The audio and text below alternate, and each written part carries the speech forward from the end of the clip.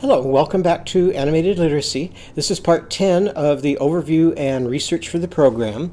In our last session in part 9, we drew a picture of a pup and then we labeled our pup and put the word pup inside a circle and tied the string on. And when we labeled pup, we did it in lowercase letters. Then to introduce how to make uppercase letters, we introduced the word the, which is very simple for the children to draw because it's all straight lines. And then we wrote the word pup in capital letters. And so we now have the pup. As we were drawing that, children had to wait for me. So they would take their pen and hold it up in the air like this while I drew eyes. Then they would come down and draw the eyes. Then they would put their pen up in the air and they would wait again while I drew pupils. And then I would add the pupils. Then they would come down and add the pupils. And so for each step, they had to hold their pen up in the air and wait. So this is a perfect opportunity to talk about the importance of waiting and introduce a very famous study to the students. So here's an example of the pictures that they drew where they were waiting for me. And trust me, if they were not watching and waiting, their pictures would not be anywhere near what this quality is. So here's a couple more pictures that they drew. And here's a whole array of pictures, and all of these were done on the first week of kindergarten. There's a very famous study about waiting that is written about in Daniel Goleman's book, Emotional Intelligence. And this was done with preschool students who were in a university laboratory school. And the study went like this. They would bring the students one at a time into a room and have them sit down at a table. Then a gentleman would walk in and they would let the students know that he was there to talk with them and interview them. His telephone would ring and he would say to the student, "I'm sorry, I have to run a quick errand before I can talk with you. While I'm gone, I'm going to take this marshmallow and I'm going to put it on the table in front of you. And you're welcome to eat it while I'm gone. And if you eat it while I'm gone, you can have that one marshmallow. But if you wait till I come back, then instead of one marshmallow, I will give you 2 marshmallows." And he walked out the door. He stayed away for 20 minutes. Some of the children ate the marshmallow as soon as he walked out the door. The ones who waited a bit waited for 20 minutes. And they filmed the students to see what they did that enabled them to wait.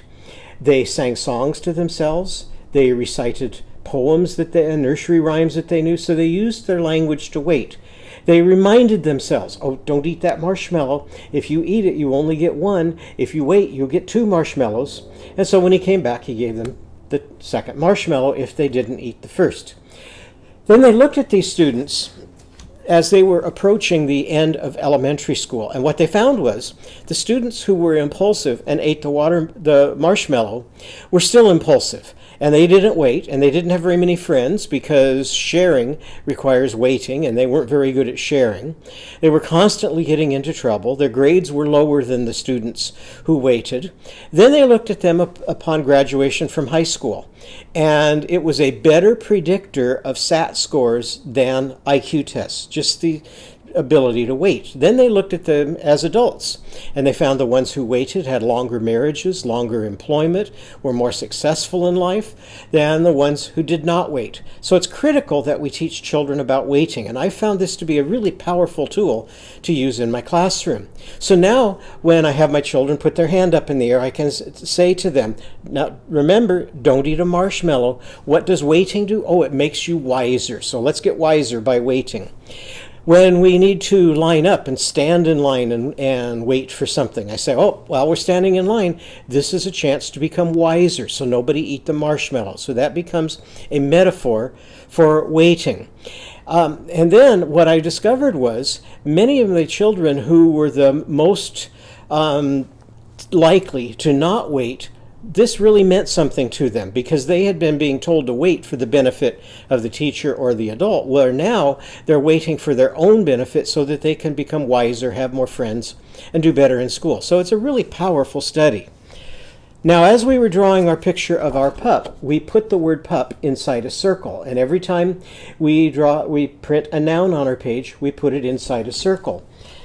Through the use of Brian Cleary's book, A Mink, a Fink, a Skating Rink, it's real easy to introduce the word noun and have children start to use that to name the things we put inside the circle. And it reads like this: Hill is a noun, mill is a noun, even Uncle Phil is a noun. Ground is a noun. Crown is a noun. In fact, our whole hometown is a noun. And it keeps going on with wonderful rhythmic, melodic rhyming structures and introduces lots of nouns that rhyme. Then my children go back and they start to draw these pictures over and over and over again and label their pictures. And this was a present that was brought to me by one of my children that had done that independently. One of our goals is to develop fluency. And when becoming a nation of readers sponsored the National Reading Panel report on reading, what they found was that classroom practices that encourage repeated oral reading with feedback and guidance leads to meaningful improvement in reading expertise for students, for good readers as well as those who are experiencing difficulties. And this was the only successful way that they found of developing fluency, was by having kids reread over and over and over again. This is kind of a fun cartoon that puts this in play, where it says PJ likes to hear the same story over and over again. When he's older, he'll love the rerun season. And I can remember my child, when I read her bedtime stories, I would go into her bedroom with a brand new story, and she'd go, "No, Dad, I want the old story." And I'm sick of it, so I would try to abbreviate the story to get onto a new story, and she'd go, "No, Dad, read it right. That's not what it says." So children seem to know that repetition is critical for development. But they want repetition of interesting, complex material, not those simple little books that oftentimes bore them the first time, and certainly they're not excited about hearing them the next time. So we need to start with high-level books, and our libraries and bookstores are filled with wonderful language. After we have drawn our picture of our pup in the Story, Song, and Action book, there is a sentence puzzle for each picture, and it combines high-frequency words with the words that we have learned to draw. So this is this first sentence puzzle that appears, and this puzzle says, "The pup is up." So here we're reinforcing the word that we added to our drawing with the word the. We've added in the word is, and we've added in the word up. Now, as children are tested on these words later, what you'll probably find is that they remember the word pup and the word up long before the words the and is, because children start speaking in one-word sentences, and pup and up are almost always among the first words that children speak. And because we want to parallel that oral language, the words that I put the most emphasis on are those that we can visualize, that have emotion, and that we have meaning. So I include the and is, but I'm not going to worry about it if the children don't remember those words. I do know that they are processing them. In one study that was done, where they put out a group of toys in front of children, and they asked them to find the toy or locate the toy, if they phrased a sentence like this, "Show me the pup," the kids were generally successful.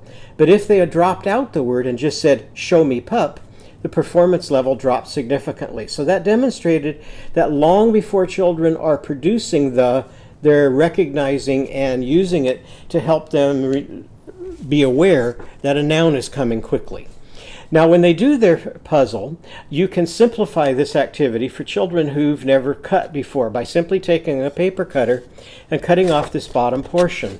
And then you give them two pieces of paper, one that has the place to place the puzzle, and the strip of paper that all they have to do now is 3 snips, and then they can put those pieces back together. Now, they may not be able to actually read that sentence, but they can start to match the words, and so they're starting out everything with copying. Then after they have completed their puzzle, they turn the page over on the back, fold it like this, and now their puzzle appears on the back. So they can copy that sentence down here and then draw a picture of what it means. What I was trying to do is I was putting together the puzzles that are in the Story, Song, and Action book, and then there are more puzzles in the beginning workbook that are similar to this, is get children to do independent seat work. Because as soon as I can get my kids independent in their seat work, I can start calling up small groups while the other children are doing the activities that are assigned. Now, as the children are doing it in the early stages, they simply copy my sentence the way it's written.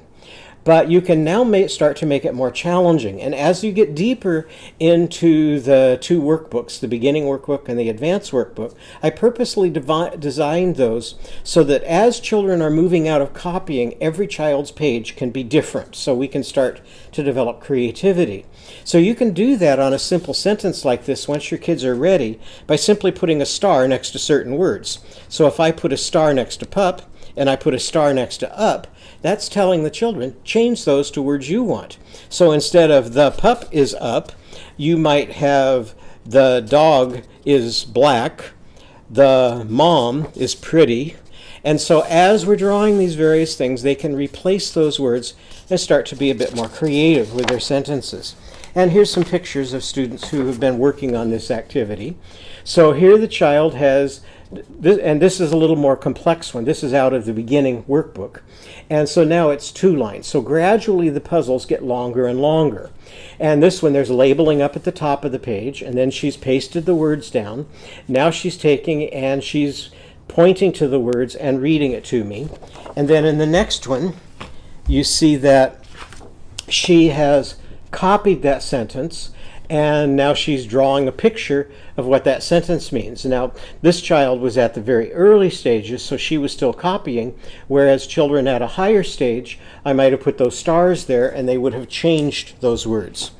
Then again, repetition is critical.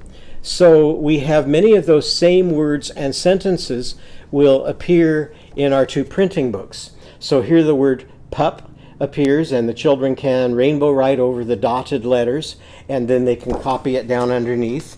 And here's another page that has the sentence for handwriting practice. So they rainbow write over the words the pup is up, and then they try to write it down below. Now, as soon as we have learned to draw something, we want to put it into a context. So now we're going to talk about, have you ever been chased? Have you ever chased someone? And so we get into chasing experiences. Then there's a classic book about being chased, The Gingerbread Man, who recites, run, run as fast as you can. You can't catch me, I'm the gingerbread man. And so we can read that story to reinforce the concept of chasing. Then we can teach the song, I Caught a Fish Alive, that sings like this. 1, 2, 3, 4, 5. I caught a fish alive. 6, 7, 8, 9, 10. I let it go again. So now when I'm introducing our pattern songs like this, I would hand the page out to the child. We would turn it over on the back, and everyone would draw a picture of a pup. We would label our picture of our pup, and then turn it over to the other side, and we would track the words, and I would sing it the way it sings in the first verse. I caught a fish alive. But then I would say to the children, but we didn't draw a picture of a fish on the back of our page. What did we draw? Well, we drew a pup. So now we all write our word pup here. Now, we know that when children are getting into 3rd and 4th grade, the pictures are going to drop out of their books, and they're going to have text like this, but no picture up here. So if children are going to be successful in 3rd and 4th grade, they have to know how to visually generate the picture from the text. And so that's what we're already working on, even in the lowest levels of literacy. So now we talk about who is I. What do you need a picture of up here? Oh, you need a picture of you. And you're a noun, so you want to put it inside a circle and tie the string to the picture of yourself. What else do you need? Oh, I need a pup. And what do you need to be doing with your pup? Oh, I need to be catching my pup. So now the children draw a picture of themselves, draw a picture of the pup, show them catching the pup, and so they've demonstrated the comprehension. We can also use this page to talk about high frequency words. Oh, here's a word, it. Show me the sounds in it. I for itching, t for tickling. Tell me the letters in it. IT. Look at the word, find the word let. Put your finger on it. Show me the sounds in let. L for laying your head on lemon leaves. E for exercising. T for tickling. So let's show me those sounds again. Let. Tell me how to spell it. What are the letters? L-E-T. So that's another way that we can begin to highlight those high frequency words. So here's an example of one that was done where we had drawn the picture on the back. The child turns their paper over to the front, and now they draw the pup all by themselves. And so you can see in this picture that here we have our pup, and then the child is over here, and you can see their arms are outstretched as they're catching their pup. So that was done with assistance, and here are some others. And you can see that in many cases the drawing starts to take place before the coloring. So that's one of the reasons that I have the kids draw with the Papermate Flare pens, is so if they scribble over the top, you can still see the pup underneath. And you can see the quality of the pup when they're receiving assistance compared to the level of their independent drawing when they're drawing themselves. So this comes back to Vygotsky. What you can do with assistance today, you can do independently tomorrow. And when they're assisted, their drawing will be up here. When they're not assisted, it'll be at a lower level, but they're still happy with their drawings. Here's another one, and all of these were done the end of the first week of kindergarten. And you can see there's different levels. This is a child who struggled with printing for months. But as we were doing our drawing, and then we drew the letters, gradually his drawing got better and better, and with no specific attention to printing other than what took place during the drawing lesson, by the end of the year, he's drawing beautifully. Now, after we have completed our frame, then I go to each child and I take them by the hand and I move them across the print. So we're getting that one-to-one correspondence of being able to read it. Now, there's been some controversy about whether or not children should be allowed or encouraged to read with their finger. When I went through school, I kind of a double whammy, because being dyslexic, I had trouble with sounds, and I was taught the look-say approach of Dick and Jane, and I wasn't allowed to read with my finger, and I'm farsighted in one eye, nearsighted in the other eye. I've got a bit of astigmatism, and I'm a little bit cross-eyed. So I was unable to track print. So all the way through school, I would start at the top of a page and I would decode that page extremely slowly and painfully. By the time I got a little ways down, I have lost my place. So I'd go back up and I'd start over. Now I could read to here because I had a little more fluency the second time through, lose my place again, go back up to the top, and it might take me 5 running starts to read each page of print. And by that point, my eyes are hurting like crazy. My comprehension of that single page was pretty good because I'd reread it so many times, but my eyes simply could not track. My junior year of college, I thought my problem was speed reading, because by that point I had learned how to decode, even though I was slow at it. So I took a speed reading class where the first thing they told me to do was take your finger, put it on the print, and make your eyes follow your finger. Within just a matter of a few weeks, I could track print. And I now can track print either with or without my finger, but I'm most efficient with my finger. So when I get into complex text or I want to read faster, I use my finger. Now, using Vygotsky again, his basic premise of what the child can do with assistance today, they can do independently tomorrow. I want to take them from copying to the levels of independence. And so every time we draw something, we take that picture that we've drawn and we put it up on our word wall of nouns. So these are all the pictures that we can read, write, and draw. Now the children go back to some of the same frames that they did earlier with assistance, and they do them as independent seat work without assistance. So here I have the children look up at the word wall and choose a picture that we have learned how to draw to place on their paper. I like them continuing to go back to those words because, again, fluency comes from rereading, and I want them rereading those same nouns over and over and over again, because those nouns include all the letters and all of the letter patterns that are necessary to become fluent in reading. So I want them to revisit those. So now here's a picture of Sapphire, who has looked up at the word wall, and she chose the word rat. So she's done this all by herself now. She writes 1, 2, 3, 4, 5. I caught a rat alive. 6, 7, 8, 9, 10. I let it go again. So once again, we're rereading and rereading and rereading the same words. Here's another child who looked up at the chart, and he chose the word bug. So he's got 1, 2, 3, 4, 5. I caught a bug alive. On another day, we were working with the old song Skip to My Lou that starts out, lost my partner, what'll I do? Skip to my Lou, my darling. And so this child looks up at the chart, and she wants to use the word gum. So she has, I lost my gum, what will I do? Skip to my Lou, my darling. This child got to put a picture of herself, but she's got a really nice picture of a bed here. So I went behind her and I asked her to read it to me, and so she sings, I lost my bed, what will I do? Skip to my Lou, my darling. So I said to her, how did you lose a bed? That's a really big thing, and it's always in one place. She says, my brother got it.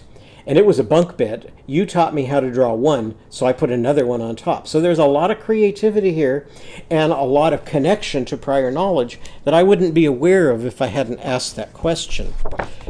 Here's my favorite song for teaching rhyming in the earliest stages. A hunting we will go, a hunting we will go, we'll catch a fox, put him in a box, and then we'll let him go. And that one was done independently. And here's another one. A hunting we will go, a hunting we will go, we'll catch a dog, put him in a log, and then we'll let him go. And you can see the comprehension is there because the child has placed the dog inside the log.